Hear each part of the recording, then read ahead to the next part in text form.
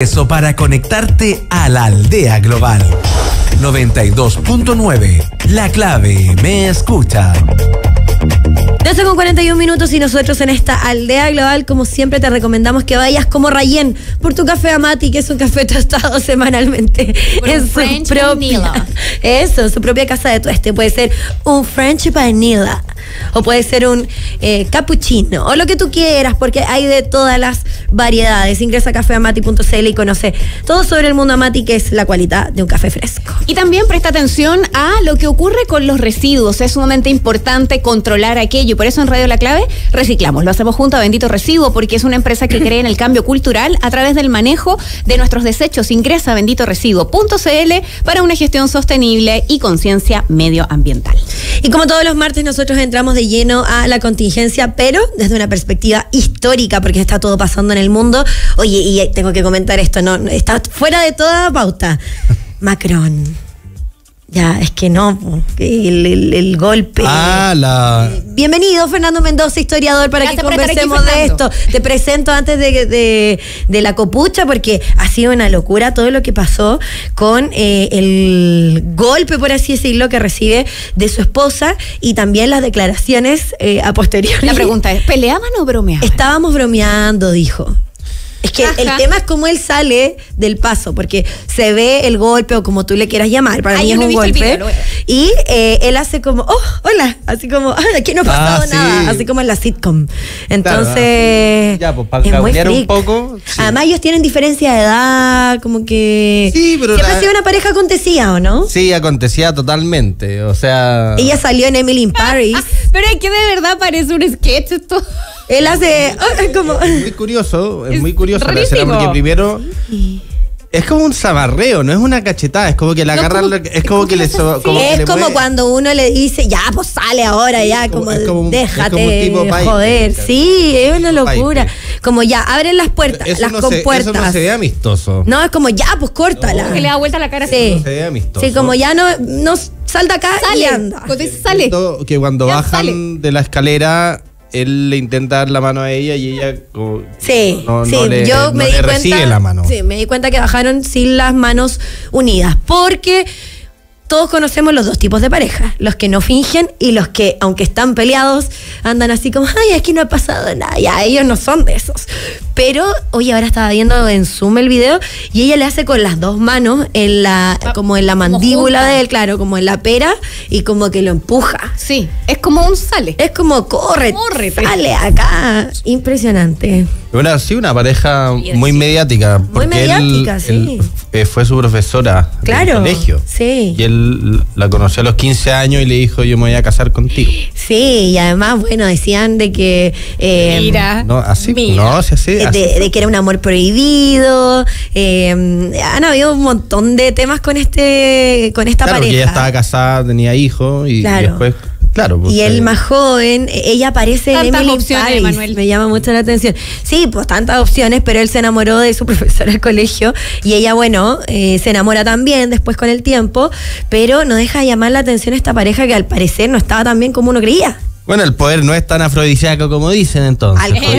Bueno, esa frase que el presidente Boric te diría lo contrario. Te está bajando un avión con pieza, con cama que te atienden como rey, o sea, tenéis todo, o sea, no tenéis problemas de ingreso. Y yo siempre he escuchado lo contrario, porque el poder es muy atractivo. Depende, claro, yo creo que ser presidente... Pero parece que en una pareja, no, claro, o sea, más, yo creo que en un encuentro casual, o si entras a una sala y te ves con alguien, pero así... En una relación a largo plazo. Claro, porque ellos llevan muchos años, Macron con su esposa. Claro, pero no sé, Cecilia Morel con Piñera, por ejemplo. Sí, no sé si diríamos que es una relación afrodisíaca. Pero ellos siempre andaban de la mano. La mujer fue paciente, sí. ¿Viste? Ahí la pareja. Pero ella paciente porque también el presidente Piñera era jodido. Sí, que salía con cada cuña. No, de todo, la pobrecita tenía que acompañarlo en todas las cosas. Siempre están neutralizando constantemente. Sí, y ahora el presidente Boric, pero el presidente Boric quizás más afrodisíaco. Pero es que va a tener guagua porque recién se conocieron hace poquito. Pero ha tenido hartas parejas también. Sí, pues, pero es que el amor... No le deja pasar ni una. El amor los primeros años es diferente. 36, claro, pues 36 a 39 años. Eso bien afrodisíaco, pues, ¿qué querés que te diga? Porque está en y una viene etapa. Violeta en camino, van a hacer justo el día de la cuenta pública, va a quedar la grande, no sabemos qué hacer. ¿Está la grande con ese tema también? Ah, porque está para el domingo la guagua. Creo que está un poco antes o después, pero podrían hacer el mismo día y ahí ¿qué se hace? Si es el mismo presidente el que tiene que dar la cuenta pública. Entonces, podría ser que él diga... en la mitad del discurso. Podría ser que estén haciendo y él diga, yo hago el discurso, después me voy a ver a la guagua, pero cuando se toma, claro, o que nazca dos días antes y él pensaba desde que naciera tomarse 5 días, que es lo legal. Pero ahí tendría que parar sus días libres por la cuenta pública. ¿Puede reemplazarlo a alguien en la cuenta No. pública? Entiendo que no, entiendo que sí, legalmente él puede enviar el escrito. Punto de prensa en la clínica, ¿qué hacemos? Él puede enviar el tema por escrito, la cuenta pública por escrito, y con eso cumple con las formalidades y listo. Pero lo que corresponde es que la lea y que tiene que hacer todo el evento. Es una tradición importante. Y es la última. Es la última, nunca se ha dado por escrito. Punto de prensa en la clínica. O la lee, no sé. Es para leerla, por lo menos. ¿Qué sé yo? Claro. Como... Se nos ocurren tantas cosas que no podemos decir al aire. El guionista de Chile. El guionista de Chile. De todo. ¿Y qué está pasando en el mundo, Feña? ¿Qué está pasando en el mundo? ¿Qué va a pasar a la historia? No, ¿qué va a pasar a la historia? Bueno, estaba viendo en la mañana lo de la guerra Rusia y Ucrania. Que no... Está terrible. Que no termina, sí. Porque cuando llegó Trump al poder hace 4 meses, más de 4 meses, dijo, voy a solucionar la guerra el primer día que asuma. El primer día vamos a solucionar el conflicto, pero han pasado 4 meses y la situación está sin mucho avance. Cada vez peor, estaban las relaciones más tensas, que le dijo que estaba loco. Cada vez peor, le digo. A Putin dijo que... Donald Trump dijo que Vladimir Putin estaba loco. Le dijo ayer, efectivamente, le dijo ayer, pero va oscilando porque hay un día que le dice que está loco. La semana pasada hablaron por teléfono y aparentemente... Había buena onda. Las cosas iban bien, había diálogo, que ese es un punto importante, que hay diálogo, porque bueno, todo este conflicto viene por el tema de la OTAN, que es esta alianza militar liderada por Estados Unidos, que se crea a fines de la Segunda Guerra Mundial, en el 1949, porque muy en resumen, la Segunda Guerra Mundial en el frente europeo, el principal causante es Alemania está en el centro de Europa, y básicamente la Segunda Guerra Mundial termina cuando Alemania es derrotada, por el este viene la Unión Soviética, y por el oeste viene Francia, Inglaterra y Estados Unidos, y a grandes rasgos Europa queda partida en 2 en Alemania. Una parte influida por Estados Unidos y sus aliados y otra parte influida por la Unión Soviética y sus aliados. Entonces Estados Unidos en el año 49 dijo, vamos a crear la OTAN, porque cuando termina la Segunda Guerra Mundial se creía que iba a haber una tercera. Usando la lógica, hubo una primera, hubo una segunda, va a haber una tercera. Y cuando termina la Segunda Guerra Mundial, el comunismo estaba en el lado cultural, ganando. Entonces Estados Unidos dice, ¿qué pasa si la Unión Soviética cruza hacia el otro lado de Europa?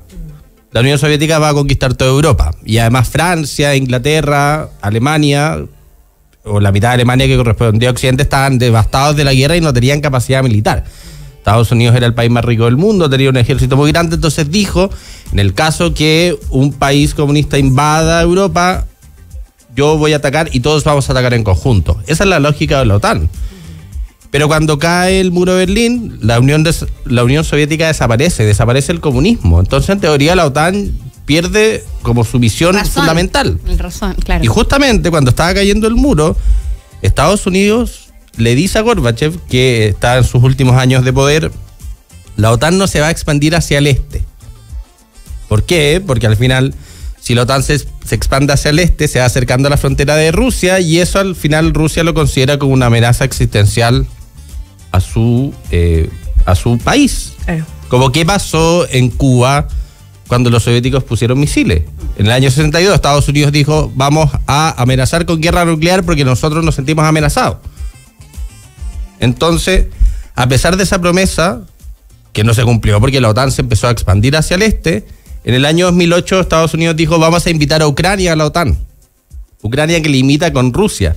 Tiene una frontera de 1.700 kilómetros y básicamente Moscú queda a 800 kilómetros. O sea, las riquezas, la población de Rusia queda justo en la frontera. Claro. Entonces Putin, que estaba en el poder en ese momento, dijo, si es que Ucrania ingresa a la OTAN, yo lo voy a considerar como una amenaza existencial a Rusia y voy a responder. Voy a reaccionar, claro. 2008 lo dijo. ¿Y qué pasa el 2022? Biden, Ucrania, oye, ¿por qué no ingresan a la OTAN? Sí. ¿Y qué hace Rusia? Invade Ucrania, po. Porque lo venía diciendo hace 15 años. ¿Y qué pasa, por ejemplo, si Canadá o México ingresan a una alianza militar liderada por China? ¿Tú crees que Estados Unidos se va a quedar de brazos cruzados? Claro que no. Entonces ese es como el meollo principal del asunto. Es un tema de seguridad. Sí.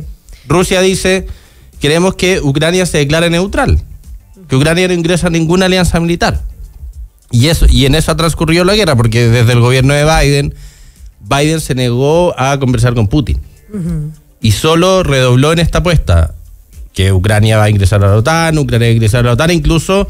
Y que por eso, perdona Feña, pero por eso también sale Donald Trump. Totalmente. Un poco por eso, porque también él trae esta promesa de que siempre se llevó muy bien con Vladimir, pues, o sea, con Putin. Entonces, se me confunde entre Vladimir y Volodymyr, una locura, y entre tantos nombres muy ajenos a los nuestros, pero siempre estuvo esa buena relación de Donald Trump con Putin, inclusive él la remarcaba cuando ya no era presidente, cuando estuvo en este intertanto, y eso también él lo traía como promesa para este gobierno. Exactamente. Entonces, durante el gobierno de Biden no hubo ningún diálogo con Putin en este sentido, porque bueno, Occidente era como Putin es el dictador, Putin es el malo, o por ejemplo que la invasión de Putin no fue provocada, o sea, fue como sin provocación, y hubo una provocación porque desde el 1990 se han roto puras promesas. Estados Unidos no le ha cumplido ninguna promesa a Rusia porque justamente no considera a Rusia como una potencia, que ese es como el medio principal. Sí. Y eso incluso el año pasado tuvo al mundo muy cerca de una guerra mundial, porque hubo, por ejemplo, para los 75 años de la OTAN el año pasado, cuando Biden le dijo presidente Putin a Zelensky, cuando ya está más ido que no sé qué, de nuevo, insistiendo en esta idea, Ucrania sí o sí va a entrar a la OTAN, y Putin fue como, eso es como justamente la razón de todo este conflicto, o sea, que reconozcan que nosotros tenemos un tema de seguridad estratégica que es una cosa totalmente razonable a mi modo de ver. Todo recae en la Entonces al final, y bueno, una porra de plata, o sea, cuántos miles de millones de dólares se han dado a Estados Unidos en un país que está quebrado. Trump dice, ok, vamos a terminar la guerra, porque en el fondo no es nuestra guerra, o sea, el que limita... Solo soy el proveedor. Claro, solo soy el proveedor porque a quién le afecta esta guerra es Europa. Europa es el que limita con Rusia y Europa es el que tiene que ver cómo lo hace. Entonces, ¿por qué a nivel estratégico yo voy a seguir financiando esta guerra si en el fondo no es mi zona de seguridad? Claro. Exactamente, yo solo estoy financiando. Porque cuando inicia la guerra en el 2022, de hecho, hubo negociaciones de Rusia y Ucrania para llegar a un cese al fuego. Y Estados Unidos e Inglaterra le dijeron a Ucrania, oye, no, termina estas conversaciones, sal de la mesa de diálogo y nosotros te vamos a pasar plata porque Zelensky, tú eres bacán, como muy así burdamente, y les vas a terminar ganando. Claro. ¿Y qué ha pasado 3 años después? Rusia está ganando. Entonces ahora lo que quiere Estados Unidos es decirle a Rusia, hagamos un cese al fuego. Pero Putin dice, ¿qué saco yo de hacer un cese al fuego si yo voy ganando y todavía no me han prometido que Ucrania va a ser neutral? Y otra cosa que quiere Putin es que se le reconozcan los territorios que ha ganado en la guerra. Entonces la llamada de la semana pasada fue Putin diciéndole a Trump, hagamos un cese al fuego. Ucrania dijo que sí, pero Putin dice, ¿qué saco yo si yo voy ganando? Y en el fondo... podría yo querer esto? Y yo he dicho hace 3 años, o sea, yo como diálogo, como piso mínimo para diálogo es que Ucrania sea neutral. Esto quiere decir que no ingrese a la OTAN y que se me reconozcan estos territorios que he dado. Y después de 4 meses, Trump, a pesar de que cuando recibió a Zelensky en la Casa Blanca le dijo todas estas cosas, y tiene como estas oscilaciones que va un día hacia Putin y no hacia cuando otro. Hablaron para la muerte del Papa también, ¿no? La muerte del Papa. Sí, claro. O sea, cuando muere el Papa Francisco tuvieron una reunión y estaba Zelensky con su look tan característico como muy informal, y Donald Trump, que fue el único que no fue de negro, estaba de azul. Me acuerdo de esas imágenes que fueron también súper decidoras. Sí, pensaba, Fernando, en cómo leer justamente estas declaraciones de Donald Trump que las citábamos aquí al paso hace un ratito, que vienen después de este comunicado, donde dice sobre Putin se ha vuelto absolutamente loco, está matando innecesariamente a un montón de gente y no estoy hablando solo de soldados. Siempre he tenido muy buena relación con Vladimir Putin, pero algo le ha pasado. Se están disparando misiles y aparatos aéreos no tripulados contra ciudades de Ucrania sin motivo alguno. Y dice, además, llevará a la caída de Rusia si demuestra querer toda Ucrania, solo un pedazo de ella. No solo un pedazo de ella. Claro. ¿Cómo se leen declaraciones como esa mientras tanto las cosas siguen ocurriendo? Claro, es que eso ha pasado también en los últimos 4 meses. Por ejemplo, claro, por ejemplo, cuando se junta con Zelensky en la Casa Blanca, le dice que es un dictador, que no tiene legitimidad, pero a las 2 semanas se junta con él en el Vaticano. Entonces eso también ocurre, que hay cambios de visión constantes, porque ahora, también sin ser mayormente conspirativa, perdona, igual es lo que vemos. Claro, es que claro. Porque también hay una parte que se enriquece un montón con esto, entonces también hay un quiebre dentro del gobierno, porque Trump, en teoría, él se quisiera salir de la guerra, pero también hay otras fuerzas que quieren que Estados Unidos se quede en la guerra, porque el negocio de armas es una porra de plata gigantesca, y hay mucha gente que a esto le conviene. Entonces también esta cosa de despistar es como para marear y en el fondo esconder sus intenciones, porque la cosa se resume en 2 cosas: es Estados Unidos se va a salir o va a seguir con esto. Porque, por ejemplo, en el Vaticano, cuando se juntó con Zelensky, dijo: si nosotros no logramos como llegar a un diálogo, nos vamos a ir y le vamos a pasar la pelota a Europa. O bien van a seguir financiando. A eso se reduce. Sí. Pero también, como justamente está este sector del gobierno estadounidense que le conviene, también tiene que estar despistando como para no generar ruido. Pero vamos a ver al final si él va a tener la capacidad política de llegar a un diálogo. Obvio, vamos a ver, porque esto es un tema de todos los días y Donald Trump no deja de sorprendernos. De repente, como decíamos, despierta con el pie izquierdo y todo cambia. Así de simple. Pero sabíamos que eso iba a pasar con un segundo gobierno de él. Y en el caso que se vaya, y en el caso que Estados Unidos se vaya, ahora Francia, Inglaterra están siguiendo con la cueca, pues. Empezar a comprar armas, empezar a armarse. Sí. No sentirse países que están quebrados, además. Países que tienen. Sí, por sentirse amenazados, pero también es como. Claro. ¿Por qué no reconocemos que Putin tiene este legítimo problema de seguridad? Mejor llevarnos bien con una gran potencia que generar esta enemistad. Y listo. Pero todavía está esta cuestión como occidental, como imperial, familia, como éramos imperios tan grandes como a los rusos les vamos a... y los orgullos de por medio, los orgullos que Putin quiere llegar a París, pero imagínate, las 2 principales invasiones que ha tenido Rusia han sido por Europa. O sea, Napoleón invadió a Rusia, Hitler invadió Rusia, Rusia nunca ha invadido Europa. Pero los europeos dicen, Putin quiere llegar hasta París, entonces compremos armas. Sí. Vamos a seguir nosotros siempre el detalle de lo que está ocurriendo en el ámbito internacional y otras materias. Fernando Mendoza, gracias por estar junto a nosotros. Nos tenemos que ir. Muchas gracias, Feña. Sí, viene Metrópolis Central. Que esté muy bien. Cuídense. Nos vemos mañana. Chao, chao.